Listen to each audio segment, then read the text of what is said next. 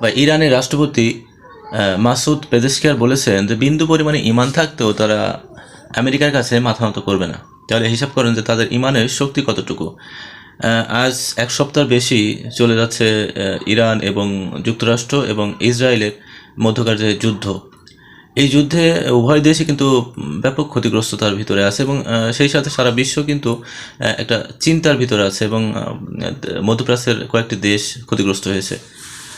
তো এখন বর্তমানে বিশ্বের যে পরিস্থিতি, তাতে আস্তে আস্তে এক দেশ আরেক দেশের বন্ধুত্ব সম্পূর্ণ সেই মনোভাব তৈরি করে ফেলছে, যার কারণে একটা বিশ্বযুদ্ধের দিকেই এগোচ্ছে মনে হচ্ছে। এবং যারা রাজনৈতিক বিশেষজ্ঞ তারা কিন্তু সে কথাই বলছে যে সারা বিশ্বে একটা তৃতীয় বিশ্বযুদ্ধের দিকে এগোচ্ছে, যেটা সারা বিশ্বের জন্য বা সারা বিশ্বের মানুষের জন্য অত্যন্ত উদ্বিগ্নতার বিষয়। এবং নিত্য প্রয়োজনীয় দ্রব্যের দাম জানেন যে মধ্যপ্রাচ্যের কয়েকটি দেশে দ্বিগুণ হয়ে গেছে। এটার প্রভাব এশিয়া মহাদেশে পড়তে পারে বলে সবাই সেটাই ধারণা করছে।